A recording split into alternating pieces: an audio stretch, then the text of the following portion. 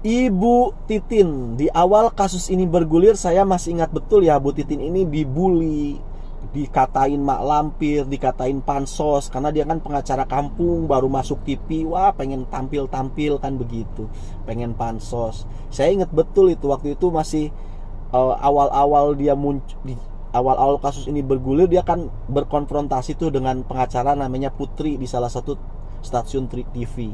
Itu dipotong video sama netizen, walah dihina-hina Bu Titin, dianggap mak lampir. Sampai-sampai ada itu orang bikin konten, ini yang ditanya Saka Tatal, yang jawab mak lampir. Kan kesannya dulu begitu tuh Bu Titin. Yang Saka Tatal diwawancarai, diambil mic-nya sama Bu Titin yang jawab, kan begitu. Itu dicaci maki, dihina, dibully itu Bu Titin di awal-awal. Kenapa? Ya karena waktu itu netizen Indonesia masih mayoritas meyakini kalau ini adalah kasus pembunuh dan pemerkosa, dan Bu Titin itu dianggap sebagai pengacara pembunuh. Terlebih ketika muncul si Mel-Mel yang bilang Saka Tatal terlibat langsung di dalamnya. Kan ini tuduhan serius. Makanya saya mencurigai jangan-jangan si Mel-Mel ini memang polisi atau ladusing yang menyamar jadi Mel-Mel, atau disuruh oleh ladusing menjadi Mel-Mel untuk memberikan kesaksian itu. Itu sempat masuk TV, masuk YouTube, siapa itu backpacker. Waduh, bener-bener. Makanya nggak lama kan itu akun backpacker langsung stop lah dengan si Mel-Mel, karena kan mencurigai ini, curiga keterangannya itu bohong gitu loh. Dan ini yang menyebabkan serangan terhadap Bu Titin itu semakin menjadi-jadi aja. Jadi buat kalian yang pernah ngebully Bu Titin, menghina Bu Titin, nggak apa-apa. Bu Titin sudah memaafkan. Itu hinaan kalian, bulian kalian itu bagi Bu Titin itu receh gitu loh. Bayangin aja, dia tuh sudah 8 tahun mempertahankan keyakinannya, mempertahankan kebenaran, mempertahankan keadilan. Dari dulu dia gak pernah berubah itu sikapnya. Dari awal kasus ini bergulir, Bu Titin tuh selalu bilang ini kecelakaan lalu lintas. Itu yakin mau dihajar sama Hotman Paris, pengacara-pengacara besar, Bu Titin tidak goyah, tetap dalam pendiriannya. Itulah hebatnya Bu Titin. Makanya kalau saya tuh sampai berpikir kalau seandainya nanti Kang Deddy Mulyadi jadi gubernur Jawa Barat, ini orang-orang kayak Bu Titin ini harus direkrut, karena integritasnya benar-benar teruji. 8 tahun lo bayangin, diludahin, dihina, di demo, dicaci, dimaki, tapi dia tetap kekeh dengan keyakinannya selama 8 tahun. Ini kan secara integritas sudah benar-benar teruji gitu loh. Kalau direkrut sama Kang Deddy jadi pembantunya, wah keren ini orang-orang kayak Bu Titin ini, luar biasa. Jadi pada kesempatan kali ini saya coba ingin mereaksi ya satu video Bu Titin di salah satu stasiun televisi tentang bagaimana dia membela Saka Tatal selama ini. Padahal Saka Tatal itu bukan anaknya. Tapi lihatlah Ibu Titin bertindak sebagai seorang pengacara, juga sebagai seorang ibu.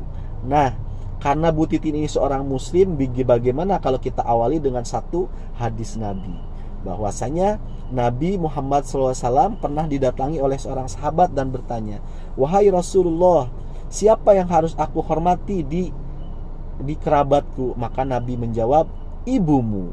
Kemudian dia bertanya lagi, "Lalu siapa wahai Rasul?" Nabi pun menjawab, "Ibumu." "Lalu siapa lagi wahai Rasul?" Nabi menjawab, "Ibumu." Kemudian lalu siapa lagi? Lalu dijawablah, "Ayahmu." Jadi seorang ibu di skala prioritaskan benar-benar paling utama. Disebut oleh Nabi sampai 3 kali. Ketika ditanya siapa yang harus dihormati, itu ibu itu disebut sampai 3 kali, baru ayahmu. Jadi disinilah kita dari kasus Pina ini kita mengambil pelajaran, yaitu terutama inspirasi dari Ibu Titin yang sebagai seorang ibu. Bagaimana kita harus menghormati ibu kita, karena Nabi sendiri kan mengatakan, memerintahkan kepada kita untuk benar-benar menghormati ibu itu sampai diprioritaskan, disebut 3 kali. Bahkan di dalam Al-Quran sendiri itu dikatakan, wala takullahuma ufin. Apa sih artinya ufin ini? Jadi janganlah kalian berkata kepada ibumu. Artinya ketika kamu disuruh, Budi beliin garam, terus kamu bilang nah nyebut itu larangan di dalam Al-Quran. Bayangkan, nyebut aja nggak boleh, apalagi kita mencaci, apalagi kita marah-marah sama meninggikan suara kita, ibu kita, ini luar biasa. Dilarang, di dalam Al-Quran dilarang. Makanya kalau ada 5 anak nih, seorang ibu melahirkan 5 anak, coba lihat, misalkan ada salah satu yang sukses, maka dialah yang paling cinta terhadap ibunya. Begitu, itu sudah menjadi rumus begitu. Jadi kalau kamu pengen sukses, kondisi ibumu apapun kondisinya, mau itu nyebelin, mau apa, cobalah tetap kamu berbakti pada ibumu. Kesuksesan akan ada pada dirimu. Oke, kita akan mereaksi video Ibu Titin bersama Saka Tatal berikut ini. Saka kan kuli bangunan dari umur 15. Karena apa? Saka itu ditinggal oleh ayahnya. Saka Tatal ini sudah menjadi kuli bangunan dari umur 15 tahun karena ditinggal oleh ayahnya, meninggal kan begitu kan. Maka itulah dia harus putus sekolah demi membantu perekonomian keluarganya. Tahu nggak kalian, yang bikin Kang Deddy Mulyadi turun ke lapangan itu siapa? Pengakuan Kang Deddy nih, itu keteguhan Ibu Titin dan pengakuannya Saka Tatal.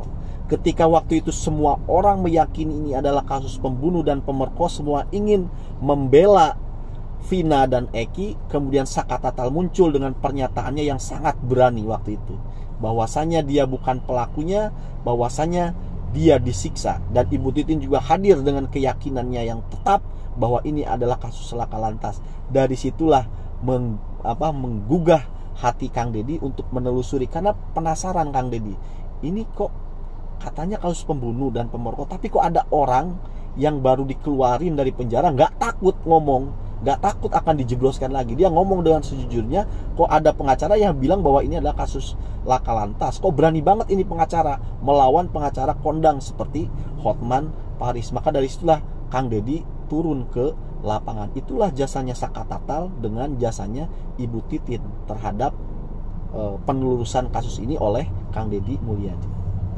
Dari kecil, jadi Saka tidak tahu ayahnya. Dia ngelihat perjuangan ibunya. Ibunya tuh cuma buruh cuci. Nah, dia tuh nggak mau sekolah karena pengen ngebantu.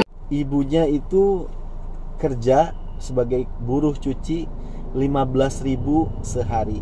Ya kan, bayangkan aja, 15.000 pontang-panting. Kemudian Saka Tatal menjadi kuli bangunan kan, begitu. Ini ternyata perjuangan kalian netizen Indonesia ini benar-benar berpengaruh terhadap ini semua. Bayangkan dulu di tahun 2016, kenapa Saka Tatal itu sampai di penjara, tidak ada yang ngurusin kasus ini? Karena tidak ada kalian ini netizen Indonesia. Sekarang kalian datang dengan handphone kalian, dengan kuota kalian, memperjuangkan kasus ini. Dan lihatlah, yang kalian tolong benar-benar orang yang tepat gitu loh. Orang-orang miskin, orang-orang di bawah. Sekarang Saka Tatal kan kita alhamdulillah ya, puji Tuhan, banyak rezekinya, itu banyak yang nyumbang dan lain sebagainya. Itu berkat kalian loh. Kalau kalian nggak ngawal kasus ini, saya nggak bingung mau jadi apa ini nanti kasus ini. Luar biasa memang kalian netizen Indonesia. Ibunya, jadi dia anak paling kecil, dia yang paling tahu bagaimana ibunya ketika pulang kerja. Di sana kan kalau buruh cuci di tahun itu cuma 15.000 Mas. Jadi dia yang 15.000 per hari. Per hari. Kerja seharian. Ya, di tahun 2016 gitu. Jadi Saka tuh memutuskan dia tidak sekolah karena dia tahu 2 kakaknya sekolah. Ibunya cuma buruh cuci. Itu 30.000 tuh udah paling gede banget. Makanya dia waktu itu mutusin kerja jadi kuli bangunan. Waktu kejadian itu dia sebetulnya sampai dia keluar kota, karena kalau keluar kota kan upahnya lebih besar daripada di Cirebon. Dia tuh keluar kota, kemudian dia baru pulang waktu itu.